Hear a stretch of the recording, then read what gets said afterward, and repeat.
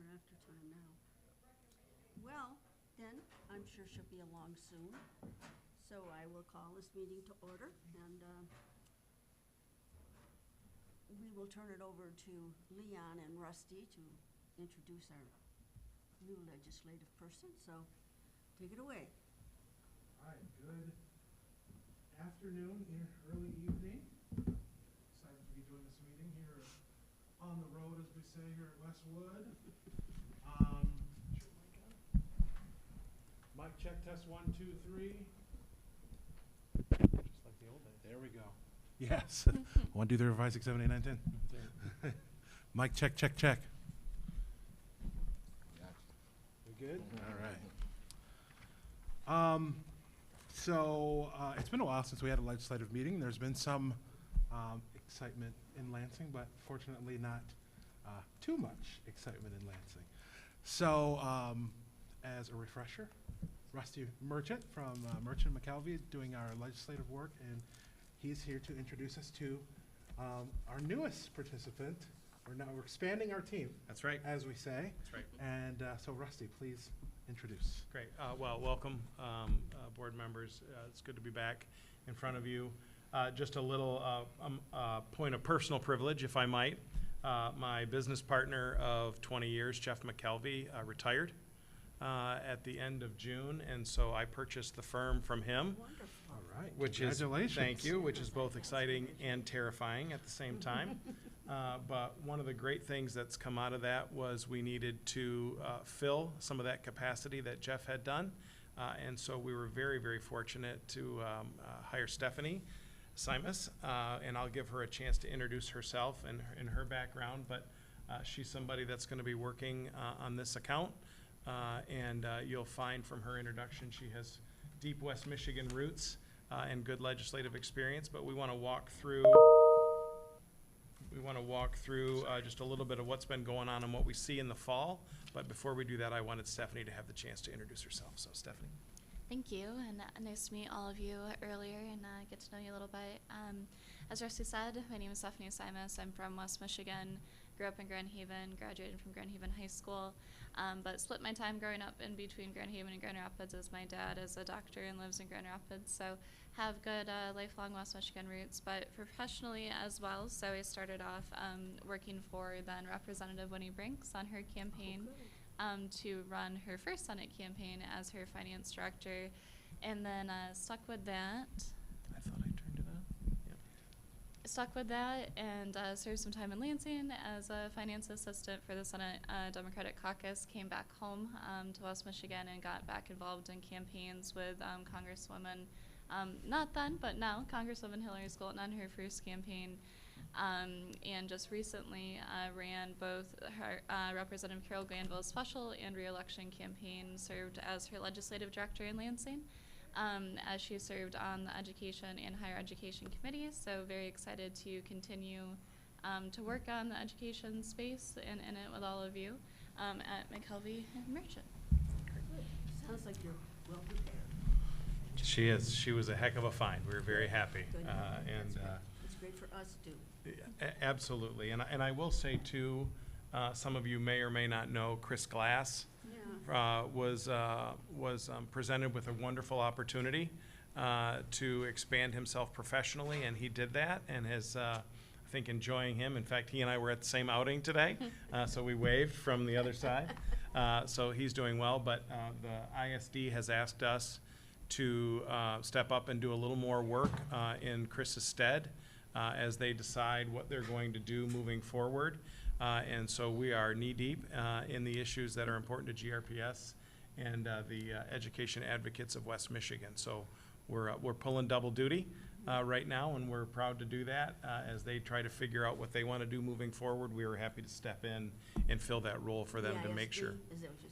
Yeah, for the 3 ISDs. Yep. Mm-hmm. Yep. So we're working through that. So that's what we want to do, but we'd like to just do sort of a legislative update.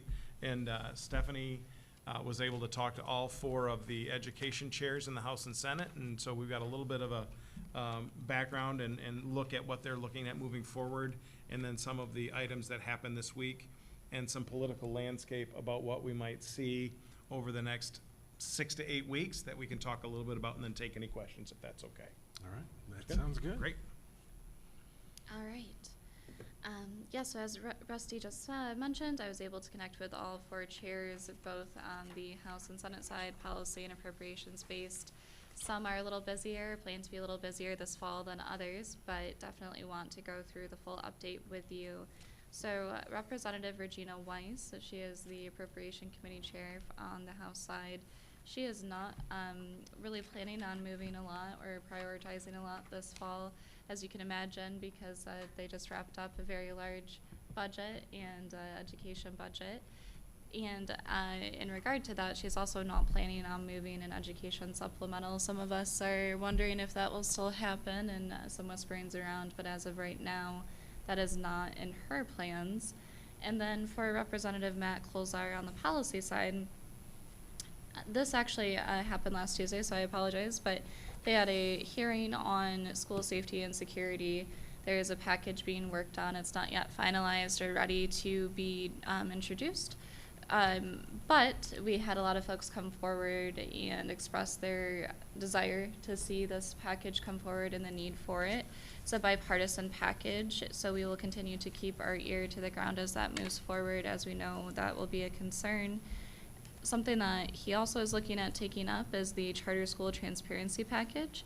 He mentioned that it will track and regulate dollars being spent, reported, and possible potential conflicts of interest, as well as a set of bills that have been introduced and been worked on before by Senator Irwin in the dyslexia bills. So it will create a universal standard for dyslexia testing, and we'll go through that in a little bit more detail here in just a second on the next slide.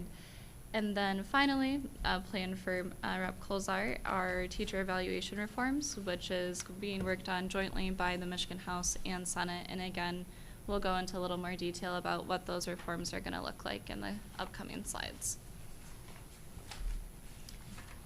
So the dyslexia bills with Senator Irwin, there are 4 bills that will address the factors that impact literacy performance in children, specifically pertaining to screening and testing for dyslexia.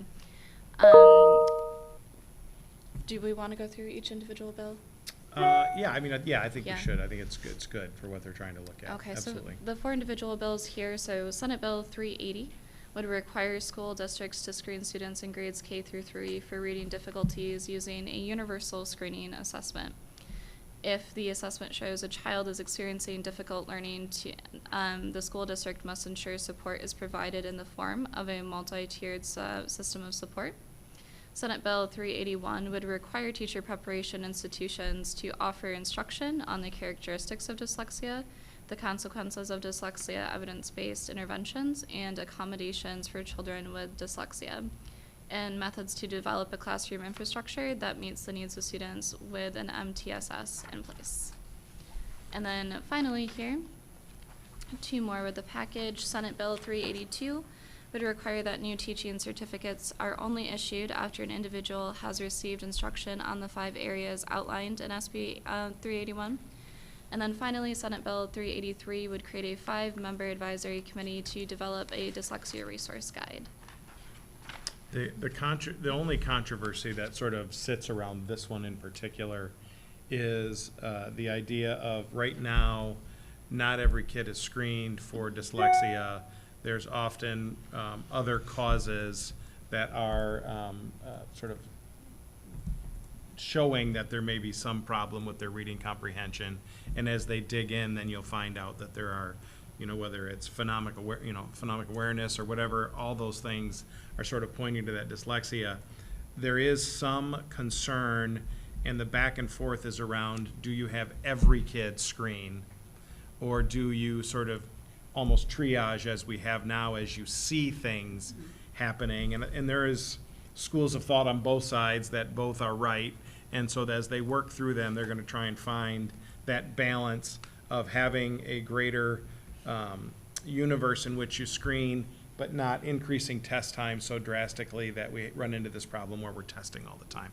That really is the push and pull that we're seeing on the dyslexia bills.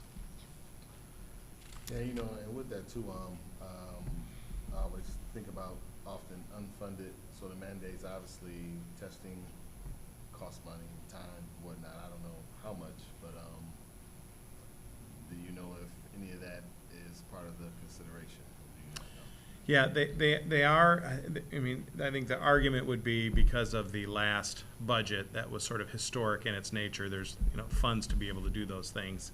And so that will be part of it. The other challenge is, there are some in the space that think their screening tool is the best tool, and therefore, that should be told to every school district which one they would use, where there are other vendors who are like, no.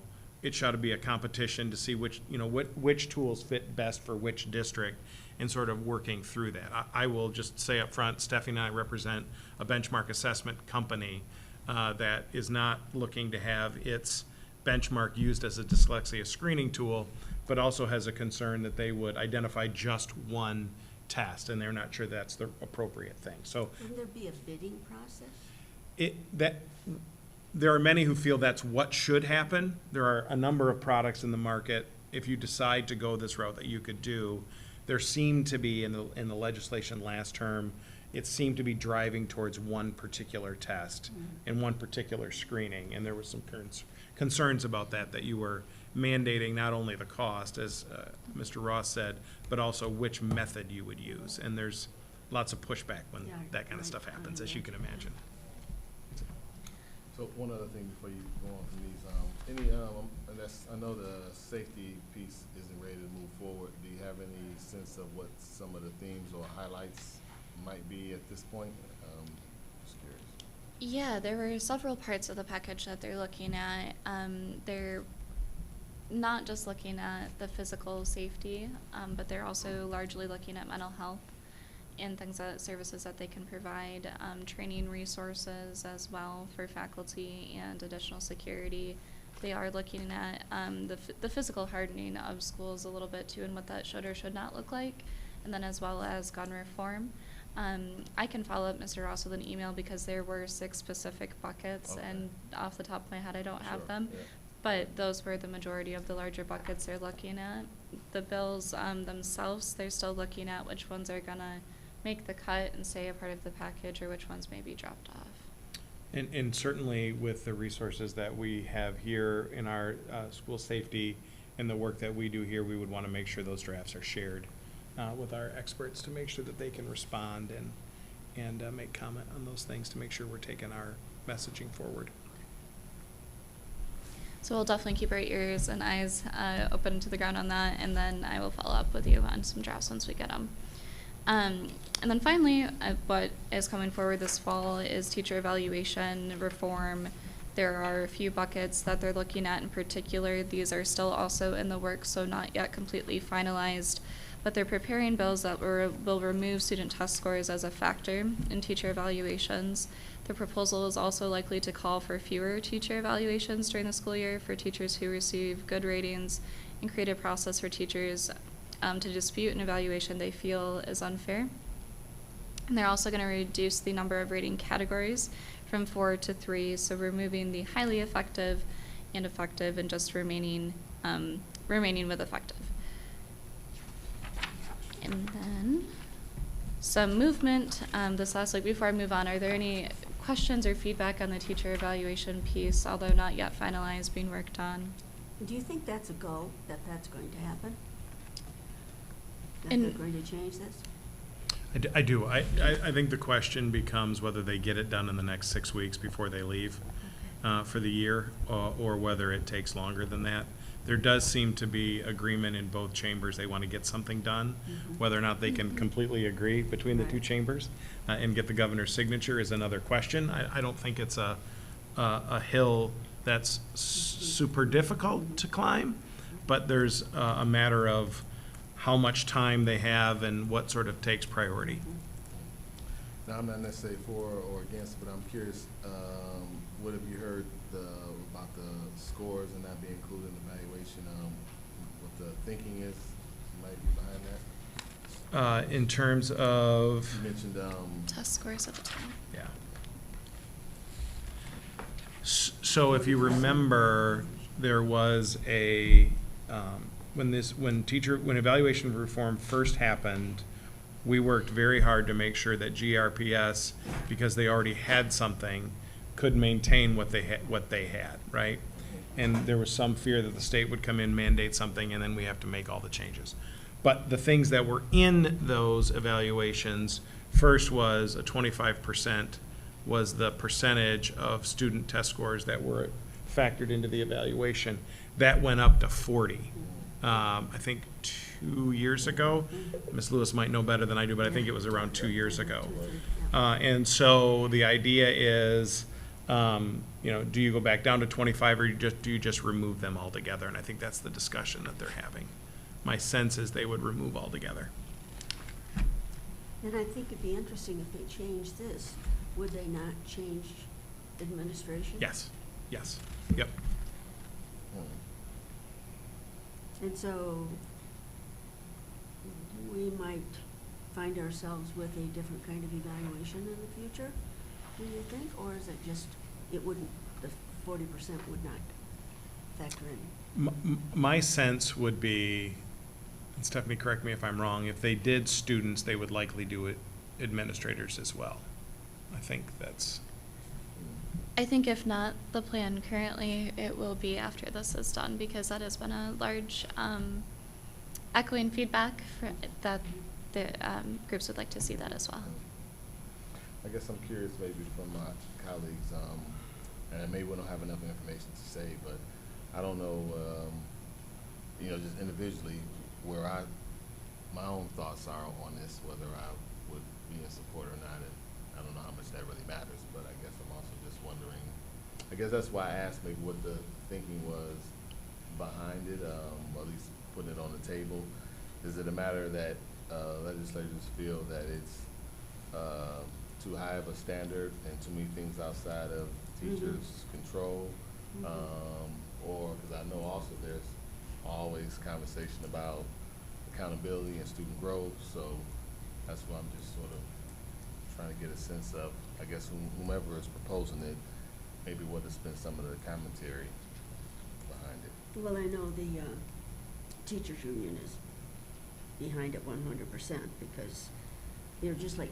I get that, but I guess I'm more concerned about our collective thinking as well as the thinking of the legislators who proposed it and what the thought process may be behind it being considered.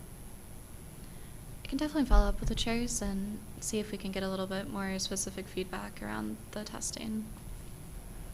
Yeah, originally when it was gonna go to 40, we had tried to get some delays to keep it at 25, sort of acknowledging, to your point, test scores, may have some impact on what that is, but not Yeah. roughly half. Yeah, and I guess that's where it is. I think it has some impact, so for it to go to 0, I don't know if that's appropriate. And again, I'm not saying either way, but that's just what I'm thinking. And no offense, but also I've concluded that just because the Teachers Association thinks it's good, I've concluded that doesn't mean it's always best, in my own opinion. I agree. So, yeah. I agree. Just like, when I'm on the MASB, I'm sort of a voice calling in the wilderness because I have a different background. It's just like the law that they're looking at changing about retired teachers going back. We had a big discussion about that. And, my opinion there did not match anyone else's, but I think, why are you going to let somebody retire after the 6 months, come back and get a salary plus the retirement? Seems to me that you're going to have a big burden on the Office of Retirement, and we already have issues with that. So that did not seem to be a solution for me, but that was just one time that I didn't agree with them either, so. So again, I'm just really just curious on some of the, what the talking points are, what the thinking is, the deliberative process, and what's being offered in regards to the test score piece. Just curious. And then I guess with that, I would be curious if as a body, if we think it's important for us to offer any commentary or weigh in on that, on the issue. So, Would it matter? maybe not. Yeah, I think so, and I think, you know, based on some of the conversations we've had with other ISDs, obviously Dr. Roby's been in that room as well. I know she has some feelings about this as well, as you can imagine, and so obviously you guys are balancing the administration and the board and the things as you move forward. But yeah, there's gonna be lots of discussion around that. You will have some folks who wanna get rid of it completely. There'll be lots of folks on the other side saying you're gutting evaluations, and the political rhetoric will go, but Yeah, obviously yeah. each individual district has to decide sort of where they are on it. But yeah, I think we can have input if the district decides that they think some level of student test scores is important in evaluations, then we should make sure that the chairs know about that. And our legislators know about it as well. That's part of our job, is to make sure our legislators know our voice on these particularly important issues, so. So are you thinking of like, are you asking because you would want to make like a statement as like our legislative committee or as a board, GRPS school board, to say, hey, you know, this is kind of what we, you know, have consensus on, is we think that this is, you know, what should happen moving forward? Because I do agree, you know, maybe gutting, you know, the 40% entirely is not necessarily the move, but also, you know, I do agree it's got to be somewhere, but I do think that a lot of the times growth, you know, may or may not be out of, you know, the teacher's hands entirely, and so I do think it should be some part of it, maybe not 40%, but I think. And I you know, guess that's just where I personally lie. Yeah. But obviously, my personal thoughts only matter if the majority of us think the same. If the majority of us think the same, I think it would be prudent to let Well, I agree with the legislative leads know 21%. that. I mean, I can go with that. I mean, Well, I don't know if it's a matter of us deliberating it now, but I guess it was Right. more a matter of just well, trying to get an how understanding. do you want it to come out, though? Well, I We think, just don't agree with the total elimination. well, personally, I don't, that's just me, but I think, you know, getting more information on what the reasoning is on either side of the equation will help us to be able to understand. Because I may hear something like, oh, I didn't think of that, that does make sense, and I may think differently, but So do you want to do something tonight, or do you want to wait until we get more information? I will like to wait. Okay. We'll definitely follow up. But, oh, go ahead. Just how much time do we have before we think this moves on beyond our? That's true, though, you did say maybe. Yeah, you're not 6 gonna weeks. see anything this week. You may see something in the next couple of weeks, but, you know, I don't know that it's urgent. You know, this is always the push and pull of the administration and the board, and sort of trying to figure out, I think it's good to get input from the superintendent, sort of her thoughts as well, as you guys, you know, we certainly can come up with a position based on those conversations that we can take to the legislators. But I do think it's important, as you guys deliberate, to sort of, you know, have that conversation with the administration as well. But happy to come back. I see what you're saying. I'm just understanding where that thought process came from in the proposal, and happy to gain perspectives and see if that changes anything. But either way, like Rusty said, it will probably be within a couple of weeks, so we'll want to look at that Sure. quickly and then form a response. That's fine. So a few things that are moving, not being acted on by any means quickly, but have been referred to committee in Lansing. Just a few here. So HB 4961 by Rep. Rogers, it's surrounding curriculum. It's an environmental literacy task force to develop environmental literacy model curriculum and report on such curriculum.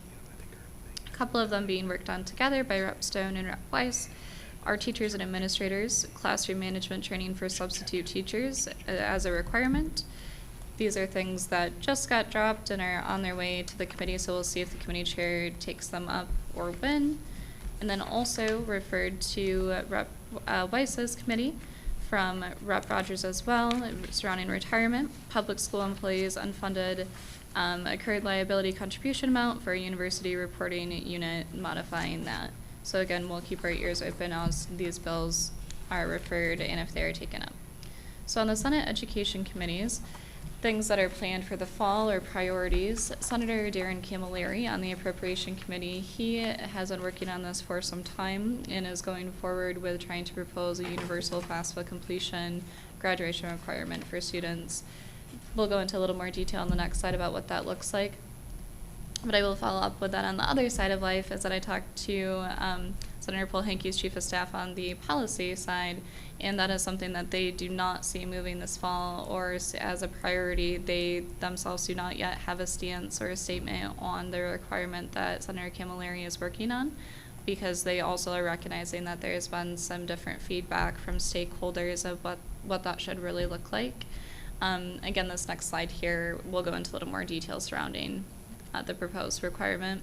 So Ms. Lewis will be talking about this in a minute here, but Senator Paul-Hankey is also looking at the retiree hire bill, and she is looking to codify school breakfast and lunch bills in the budget, and as well as we had just mentioned, teacher evaluations, working on that with the House, and also repealing the prohibition to start school before Labor Day.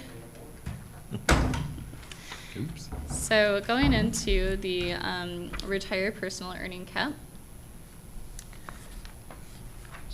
So HB 4752 would allow retired school personnel to be employed at a reporting unit and continue to receive a retirement allowance and subsidy for healthcare benefits earlier than the 9-month waiting period, as long as a retiree retired from a bona fide termination agreement and earns less than $10,100 in a calendar year.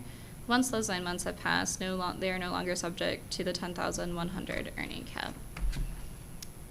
Ms. Lewis, you want to chat about it? Well, just reiterate that, yeah, I just keep teaching then. If you want to wait 6 months and go back and do the same job, just why retire? You know, that would be my question. But then, now see, I did sort of take advantage of this myself, because they did have, you could go back, but you couldn't make, you couldn't make a certain amount of money, so I taught half days for a year, and because, one was on one half of the fiscal year and the other on the other half, I didn't make the minimum. You didn't reach the threshold. Right. But I'm just concerned about if, there are lots of people who want to do it. Of course, the people who really were behind us on the MESB committee were people who live way up north and can't find teachers, and, if they have somebody who wants to come back, they welcome them with open arms, and they're thinking about it more in terms of the teacher shortage. And I probably should be thinking about that as well, but I'm also thinking about what kind of a burden does this place on the retirement system, which has its own issues. Yeah, so the way that I understand it, if you do, the pressure on the retirement system is that you have more people obviously pulling out of the fund. The folks who come back do not have access to additional retirement benefits. They're not accruing more benefits as they go. Oh, that's nice.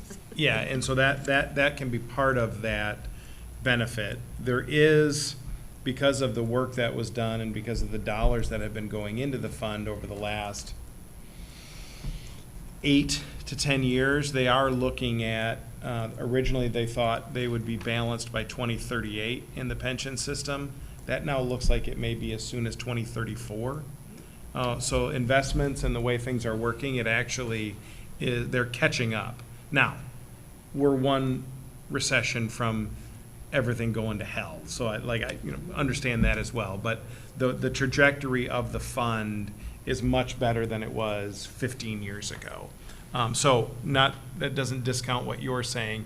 If you do retire earlier, obviously there is a bigger draw on the system, but they don't accrue any more benefit afterwards, and the fund is relatively healthy right now. So. And we are certainly in a position where we need all the help we can get. If I don't know what the numbers are, but if we didn't have all the retirees that are helping us now, it would be a significant impact on us. So we've got quite a few that are in the system. But would they want to come back full-time? That would be the question. 'Cause, I volunteer too, but please, I'm not going to go back teaching again, So, there are a lot of teachers out there that are volunteering because that's what they... Well, many of them are back full-time. They are substitute full-time? principal. Yeah, working as substitute principals, I know. Have they been retired? Yes, They're receiving the... correct. Okay. Yep.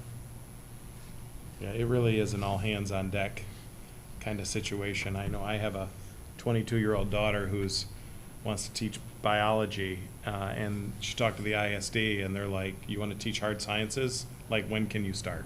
You know, how do we get you in right away? So it is a huge, huge issue, particularly in rural areas, but also in urban districts. You're finding a large gap where they're trying to fill. Just one quick question. What was that date, the year that, you know, they're projecting to be? They think it'll be paid off originally when they revamped the system. Yeah. 2038 was the goal. They're looking at maybe 4 or 5 years sooner than that. 2033 or 34. Again, one recession and then it's 2040. Like, it only takes 2 years of bad returns to really have an impact. All right, so looking at the FAFSA completion by Senator Camilleri, again, not looking like it's going to be a fall priority or moving anytime quickly, but something that he is quite passionate about and is working on. So introduced to make filing for the FAFSA, a high school graduation requirement in school districts and public school academies. There is also a Senate bill that would allow for a parent or legal guardian to submit a waiver to skip the new obligation, or a student if they are 18 years of age or an emancipated minor.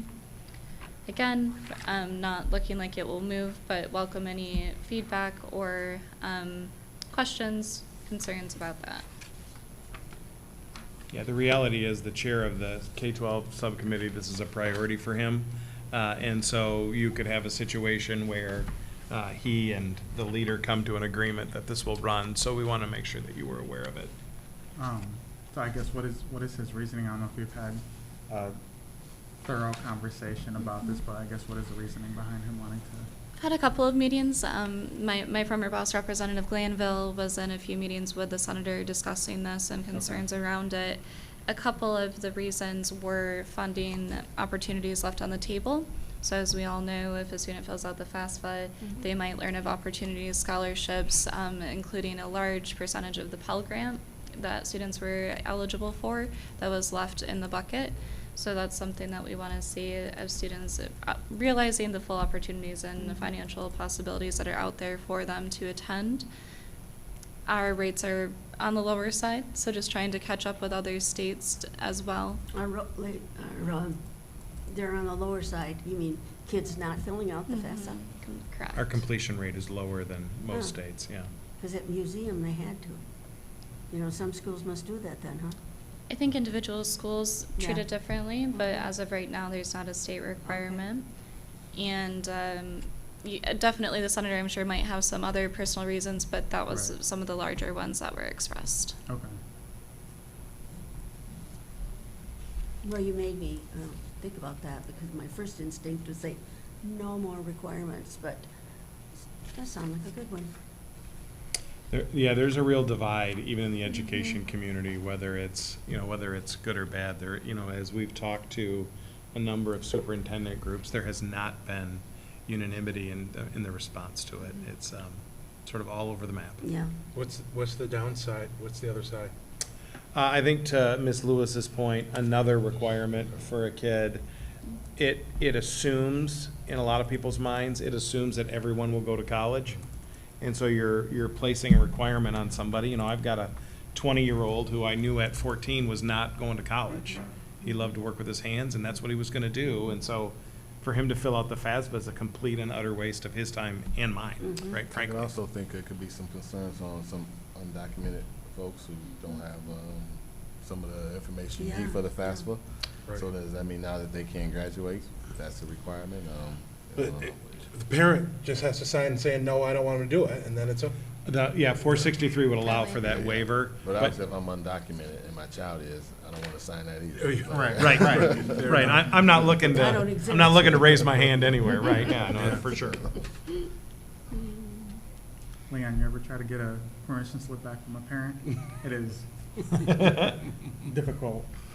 I do remember those days. Just don't I've had be a that couple parent. teachers chase me down for permission, so I totally get it, yeah. That's what I was saying, telling him, don't be that parent then. I'm sure my kid will have my forge figured out quickly.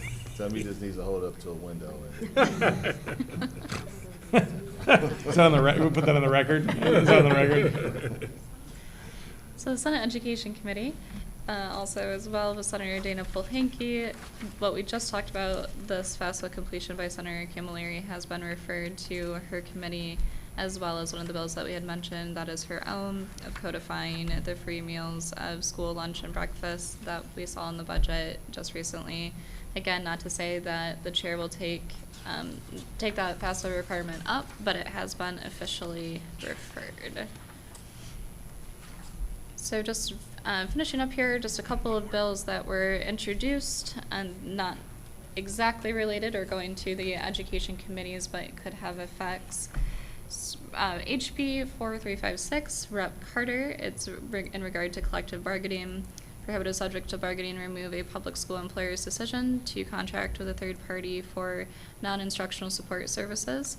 This was placed on order of third reading and laid over one day under the rules. So that was a week ago. It hasn't been brought back up yet. So again, keeping our eyes on So that. That's the phrase I'm not familiar with, placed on order. I mean, I know third reading, plus laid over one day under the rules. What does that mean? They passed it for the day, Yeah. essentially. Oh, And it only comes back up when they when they go to that motion and then bring it up again. So- And this really is around what has to be collectively bargained and what doesn't. All those prohibited items. Yeah, this is just this is sort of the end cap on that package. It had been held up for a while. So remove a public school employer's decision to contract with a third party for non-instructional services. I guess busing would be an example of that? Busing, lunch services, there's anything you could farm out, for lack of a better term. Janitors. Yeah, Okay. you would have to collectively bargain that in the future Collectively bargain it with whom? I mean. with the bargaining unit, whatever bargaining unit. So if there was a third party, let's say, just use busing for example, then, if this were to come to fruition, then that would have to be integrated into the district? There is no bargaining group. There's no bargaining unit because you don't do it anymore. It's for new, it's moving forward. Oh. Okay, so. Yeah, because you're right, there's no bargaining unit Yeah, that's what I was. to bargain with. Yeah, yeah, yeah. Right. So if there, let's say then if there were, let's say if we still just had busing as part of, officially part of the district from an employment perspective.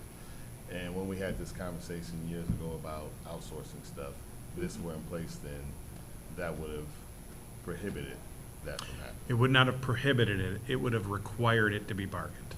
The district would not have been able to make a decision to move in that direction without having it with the bargaining units. Got it. So essentially, if we didn't have a bargaining unit, we couldn't go anywhere, correct? Until, so let's say we still had the bus drivers in the district, we couldn't We would have move need to have a contract with a third party unless we already had a bargaining unit that then we go in and discuss with them, hey, we wanna have. Here are the third- advantages, Yeah. here's what it means for Yeah. you, yeah, And then move forward. yep. So when something's not a prohibited subject, it requires you to negotiate it? No. No, it's allowed, both parties can say whether or not they, I've not been in any negotiations, but essentially, both sides have to say, we want this to be bargained, as you move forward with it. And some things are much more sensitive than others, Yes. as far as. Yes, certainly the arguments that we heard before the summer was on the prohibited subjects piece, school placement was the biggest issue in that prohibited subject category. So what other things besides this are in the package? So the package that passed earlier in the year, I think there were 13, yeah, Down to I'm not gonna 9? get it right. I think there were 13 subjects, and they basically, that were prohibited, they brought them all back in. Okay. So currently, whatever contract you are under is in effect until it expires. And then when it expires, those subjects would now be subject to that collective bargaining. The one that used to come up all the time was the calendar. That was one of the remaining challenges, and what we saw from the district was oftentimes you were later in the summer getting a calendar out because you were bargaining over Right. that particular, subject. So you could get placement, you could do all the things you needed to do, but the holdup would come in under the calendar, and you'd end up, the first week of school, you still didn't have a calendar. Right, if negotiations were going on long. This essentially places more things on the table.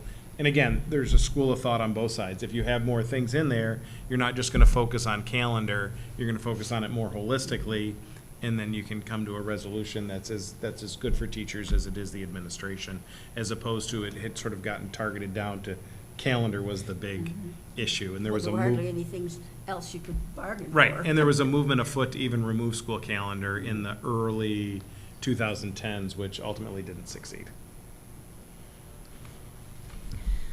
One final bill that we also wanted to bring to your attention that was referred this last week was HB 4972 by Representative Devendorf, related to labor and fair employment practices.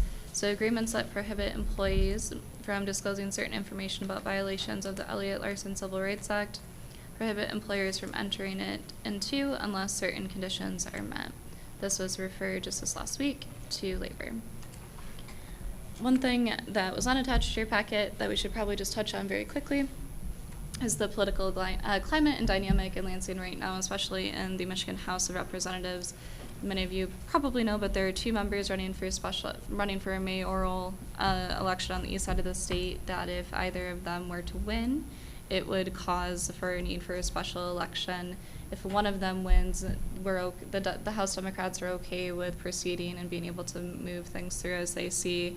If both of them win, they no longer have the numbers to hold their majority.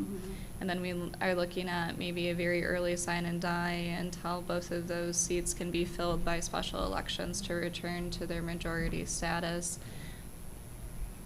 We are not in the game of making predictions on those elections, but we will definitely keep our eye on those seats and Where let are you they? know. They're in Warren and Westland.